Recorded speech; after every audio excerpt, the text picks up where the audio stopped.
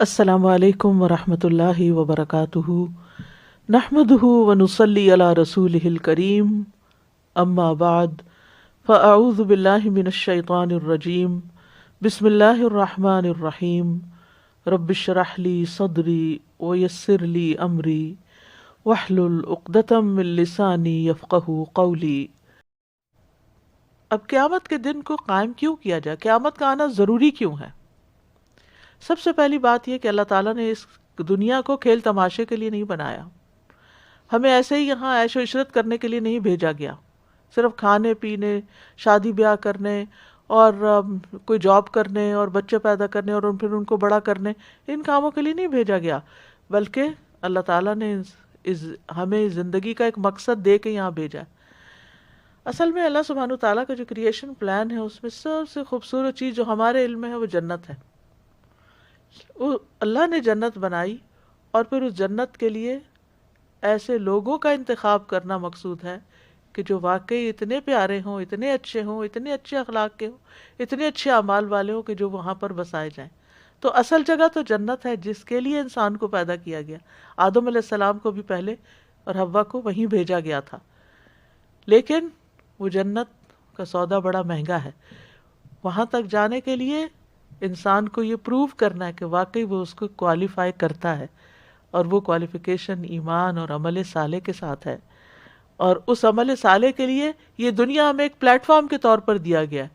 یہ ہمیں گھر، شوہر، بچے، یہ ساز و سامان، یہ مال و دولت، یہ سب اس لیے دیا گیا ہے کہ ہمیں اس میں آزمایا جائے، دیکھا جائے کہ ہم کس طرح کے لوگ ہیں، کیسے رہتے ہیں لوگوں کے ساتھ، کیا معاملہ کرتے ہیں اپنے آس پاس کی چیزوں کے ساتھ، ہمارا اخلاق کیسا ہے، ہماری اللہ سے محبت کتنی ہے، ہماری اپنے دین سے محبت کتنی ہے۔ تو یہ ان سب چیزوں کا دراصل ٹیسٹ ہو رہا ہے، امتحان ہو رہا ہے، اور اس کے بعد جو لوگ اس امتحان میں کامیاب ہوں گے وہ اللہ تعالیٰ کی اس جنت میں بسا دیے جائیں گے، اور وہ ذالک یوم الخلود، ہمیشگی کا دن ہوگا۔ پھر اس کے بعد کوئی موت نہیں، کوئی بیماری نہیں، کوئی بڑھاپا نہیں، کوئی تکلیف نہیں، کوئی پریشانی نہیں، کوئی تنگی نہیں، بس ہمیشہ کی زندگی ہے اور انجوائمنٹ ہے۔ لیکن ہم وہ انجوائمنٹ اس دنیا میں ڈھونڈ رہے ہیں، وہ سکون یہاں تلاش کرتے ہیں جو کہ ہے نہیں، کیونکہ اللہ نے یہاں کے لیے وہ سب کچھ نہیں بنایا۔ یہ تو ٹیمپرری عارضی ایک جگہ ہے جہاں ہمیں کچھ کر کے دکھانا ہے۔ یہاں ہماری پرفارمنس دیکھی جا رہی ہے کہ ہم کرتے کیا، اس گھر کو، اس مقصد منزل کو سامنے رکھ کے کام کرتے یا اس کو بھلا کے صرف اسی میں ایک ہو کے رہ جاتے ہیں۔ تو یاد رکھیے اللہ تعالیٰ نے ہمیں بے مقصد نہیں بنایا، نہ آسمان و زمین کو کھیل تماشا بنایا، وما خلقنا السماء والارض وما بینہما لاعبین، اور نہ ہمیں بیکار پیدا کیا۔ ایحسب الانسان ان یترک سدی، انسان سمجھتا ہے کہ اسے ایسے ہی پوچھے بغیر چھوڑ دیا جائے گا؟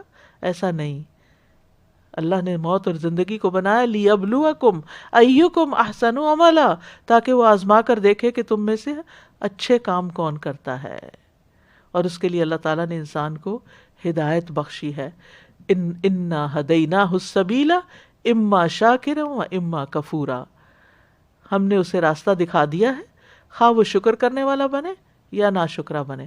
تو یہ ہمارا امتحان ہے۔ لیکن ہم عملی طور پر دیکھیں، جس شخص کے پاس بیٹھے ہیں اس کے پاس شکایتوں کے سوا کچھ نہیں۔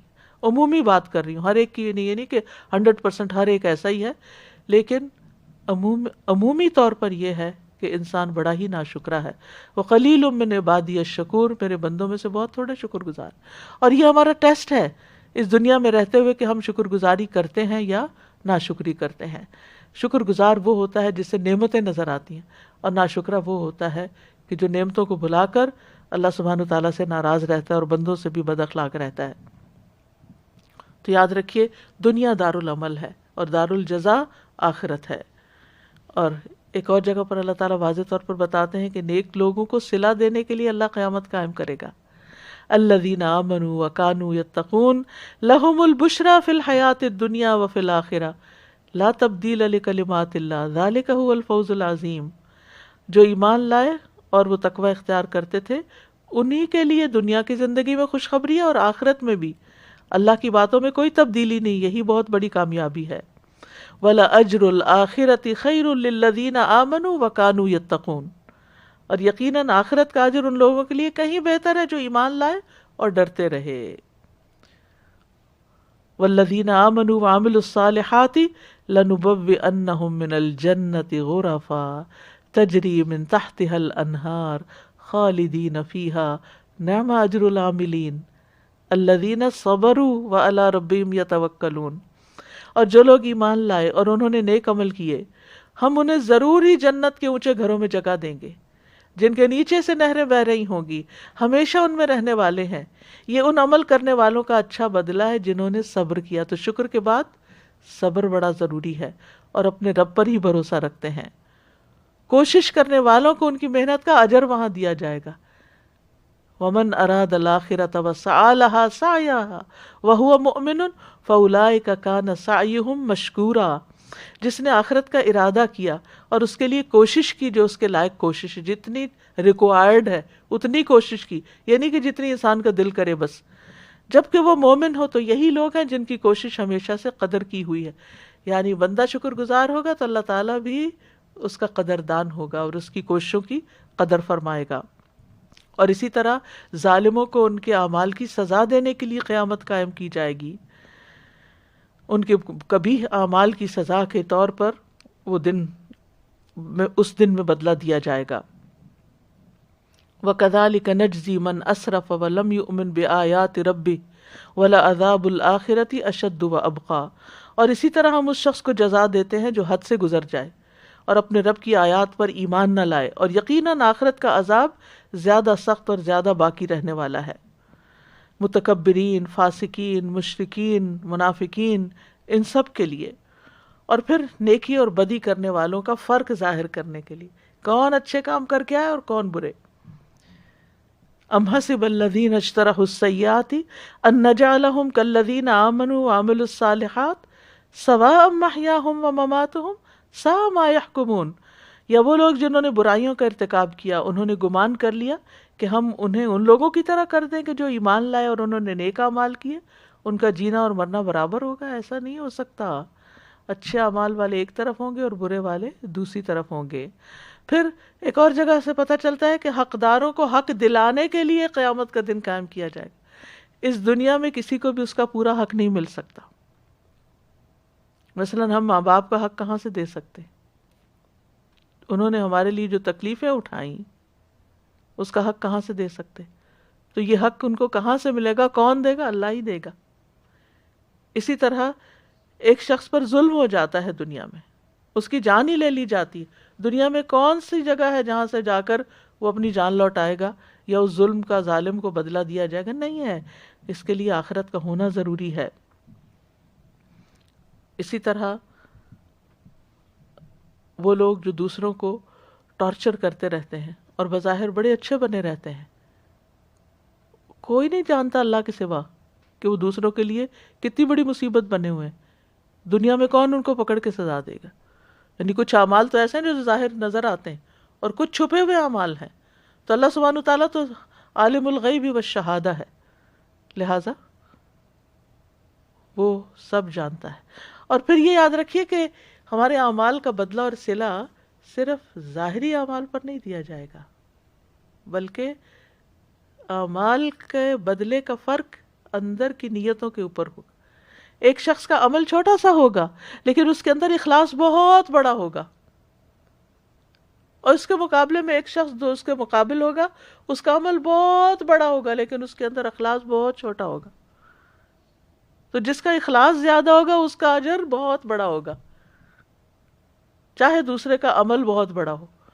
تو وہاں ویلیوز اور طرح کی ہیں، وہاں اخلاص کی قیمت ہے، وہاں نیتوں اور ارادوں کو پرکھا جائے گا، وہاں سینوں کے اندر کے بھید جانچے جائیں گے، کون سا کام کیوں کیا، کس لیے کیا. وہاں صرف وہ عمل نہیں تولے جائیں گے جن کی بڑی شہرت ہو جاتی ہے، وہاں وہ عمل دیکھے جائیں گے جو خالص اللہ کے لیے تنہائی میں چھپ کے کیے تھے، جو کسی کو بھی نہیں پتا، جن کا دنیا میں کہیں بھی انسان کو بدلہ نہیں مل سکتا. پھر آپ دیکھیے دنیا میں کوئی کسی کے ساتھ انصاف نہیں کر سکتا، ممکن ہی نہیں. کوئی کتنی بھی کوشش کرے کہ اس کے ساتھ انصاف کر لیا جائے، کوشش تو کرنی چاہیے لیکن پورا کسی کا حق اس کو نہیں ملتا. تو اس کے لیے اللہ تعالیٰ نے قیامت کا دن رکھا ہے جس کو ہونا ہی چاہیے وہ بدلے کا دن ہے. سب سے پہلا تعارف جو قیامت کے دن کا قرآن مجید میں کرایا گیا ہے وہ یوم الدین ہے، مالک یوم الدین. وہ بدلے کے دن، جزا اور سزا کے دن کا خود مالک ہے، اس کے ہاتھ میں ہے. والملک یومئذ للہ، بادشاہت اس دن اللہ کے ہاتھ میں ہوگی. ملک ساری کی ساری چیزوں کا کنٹرول اللہ سبحانہ وتعالیٰ کے ہاتھ میں ہوگا. تو یہ ہے قیامت کا تھوڑا سا تعارف، جس کی علامات کی بات ہوگی اب انشاءاللہ، اور اس کے بارے میں یاد دہانی کیوں ضروری ہے، اور یہ کہ اس کے آنے کا دن تو نہیں بتایا گیا لیکن اس کی نشانیاں بتا دی گئیں. تو ہم دیکھتے ہیں کہ اس میں کیا حکمت ہے. تو سورۃ محمد کی آیت فَهَلْ يَنظُرُونَ إِلَّا السَّاعَةَ أَن تَأْتِيَهُمْ بَغْتَةً فَقَدْ جَاءَ أَشْرَاطُهَا فَأَنَّى لَهُمْ إِذَا جَاءَتْ ذِكْرَاهُمْ. فَهَلْ يَنظُرُونَ إِلَّا السَّاعَةَ أَن تَأْتِيَهُمْ بَغْتَةً فَقَدْ جَاءَ أَشْرَاطُهَا فَأَنَّى لَهُمْ إِذَا جَاءَتْهُمْ ذِكْرَاهُمْ.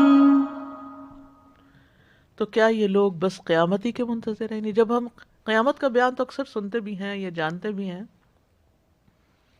تو کہتے ہیں دیکھی جائے گی، ابھی تو ٹائم ہے، جب آئے گی پھر دیکھی جائے گی. تو کیا یہ لوگ بس قیامت ہی کے منتظر ہیں کہ وہ اچانک ان پر آ جائے؟ یعنی کوئی چیز ان کو سمجھائے نہیں سمجھ آتی، یہ کس بات کا انتظار کر رہے ہیں؟ فرمایا اگر قیامت نہیں بھی آئی فقد جاء اشراطها، تو اس کی علامات آ چکی ہیں، نشانیاں آ گئی ہیں، انڈیکیشنز آ گئی ہیں کہ آ رہی ہے، وہ قریب ہے وہ، اور اس کا انتظار کرتے ہو. اگر وہ آ گئی وَأَنَّى لَهُمْ إِذَا جَاءَتْهُمْ ذِكْرَاهُمْ، جب وہ خود ہی آ گئی تو ان کے لیے نصیحت حاصل کرنے کا موقع کہاں باقی رہے گا. لہٰذا ہمیں نشانیوں سے آج نصیحت حاصل کرنی، اس دنیا میں کرنی ہے.